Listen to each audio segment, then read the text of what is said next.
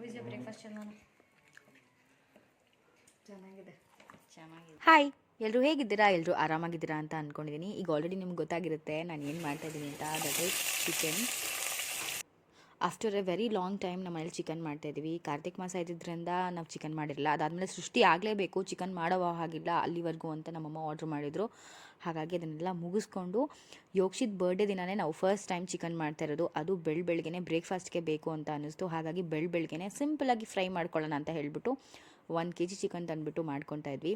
ಮಾಮೂಲಿ as usual ಸ್ವಲ್ಪ ಎಣ್ಣೆ, ಹಸಿರು ಮೆಣಸಿನ್ಕಾಯಿ, ಈರುಳ್ಳಿ, ಟೊಮೆಟೊ ಹಾಕ್ಕೊಂಡು ಸ್ವಲ್ಪ ಉಪ್ಪು ಹಾಕ್ಕೊಂಡು ಅದಕ್ಕೆ ಚಿಕನ್ ಹಾಕಿ ಚೆನ್ನಾಗಿ ಬೇಯಿಸ್ಕೊತಾ ಇದ್ದೀನಿ. ಯೂಶ್ವಲಿ ಕಲ್ಲುಪ್ಪನ್ನ ಹಾಕೋತೀನಿ, ಸೊ ದ್ಯಾಟ್ ನಮಗೆ ಎಕ್ಸ್ಟ್ರಾ ಟೇಸ್ಟ್ ಕೊಡುತ್ತೆ ಅಂತ ನನಗನ್ಸುತ್ತೆ ಯಾವಾಗಲೂ. ಅದಾದಮೇಲೆ ಸ್ವಲ್ಪ ಅರ್ಶಿನ ಆವಾಗಲೇ ಹಾಕೋತಾ ಇದ್ದೀನಿ. ಸೊ ಅರ್ಶಿನದ ಜೊತೆ ಬೆಂದವಾಗ ನಮಗೆ ಈ ವಾಸನೆ ಎಲ್ಲ ಹೋಗಿರುತ್ತೆ. ಚಿಕನ್ 1/4 ಭಾಗ ಬೆಂದಿದೆ ಅಂತ ಅಂದಮೇಲೆ ನಾನು ಅದಕ್ಕೆ ಮೆಣಸನ್ನು ಹಾಕೊಳ್ಳೋದು. ಸೊ ಮೆಣಸು ಹಾಕೊಂಡ್ಬಿಟ್ರೆ ಏನಾಗುತ್ತೆ ಅಂತಂದರೆ ನೀರೆಲ್ಲ ಹಿಂಗೋಗ್ಬಿಡುತ್ತೆ, ಚಿಕನ್ ಬೇಯೋದಕ್ಕಾಗೋದಿಲ್ಲ. ಹಾಗಾಗಿ ಚಿಕನ್ 1/4 ಭಾಗ ಬೆಂದ ಮೇಲೆ ನಾನು ಮೆಣಸಿನ ಪುಡಿನ ಹಾಕೊತೀನಿ. ಮೆಣಸಿನಕಾಯಿ ಸ್ವಲ್ಪ ಜಾಸ್ತಿ ಹಾಕ್ಕೊಂಡಿದ್ದರಿಂದ ಮೆಣಸನ್ನ ಕಮ್ಮಿನೇ ಹಾಕ್ಕೊಂಡೆ. ಸೊ ಮೆಣಸು ಹಾಕಿದ್ಮೇಲೆ ಸ್ವಲ್ಪ ಕೊತ್ತಂಬರಿ ಸೊಪ್ಪು ಹಾಕ್ಕೊಂಡು ಅದನ್ನ ಮತ್ತೆ ಒಂದು 2-3 ನಿಮಿಷ ಅಷ್ಟೇ ಬೇಯಿಸ್ಕೊಂಡಿರೋದು. ಸೊ ಇದು ತುಂಬ ಸಿಂಪಲ್ಲಾಗಿ ಈಸಿಯಾಗಿ ಮಾಡುವಂಥ ಚಿಕನ್ ಫ್ರೈ. ನೀವು ನೋಡ್ಬೋದು, ಆಲ್ರೆಡಿ ನನ್ನ ತಂಗಿ ಕಾಯ್ಕೊಂಡು ನಿಂತಿದ್ದಾಳೆ ಚಿಕನ್ ತಿನ್ನೋದಕ್ಕೆ.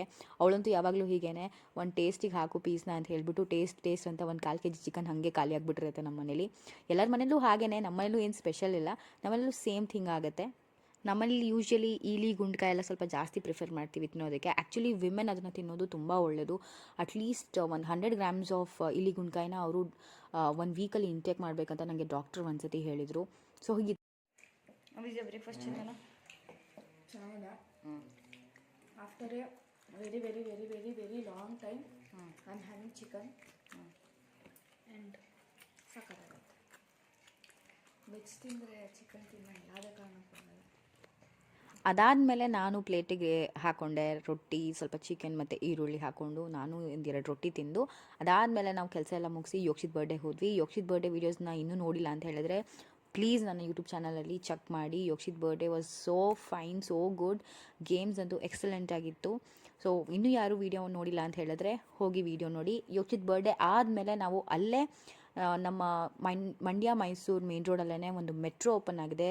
It was not that recent opening ಅಂತ ಹೇಳ್ಬೋದು, ಬಟ್ ನಾವಿದೆ ಫಸ್ಟ್ ಟೈಮ್ ಹೋಗ್ತಾ ಇರೋದು ಅಲ್ಲಿಗೆ.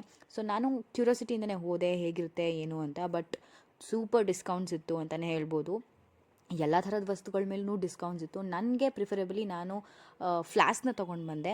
ನನಗೆ ತುಂಬ ಬೇಕಿತ್ತು ಫ್ಲಾಸ್ಕ್ಗಳು. ಸೊ 2 ಫ್ಲಾಸ್ಕ್ 1 ಲೀಟರ್ದು ತೊಗೊಂಡು ಬಂದ್ವಿ. So this was our day. Thank you.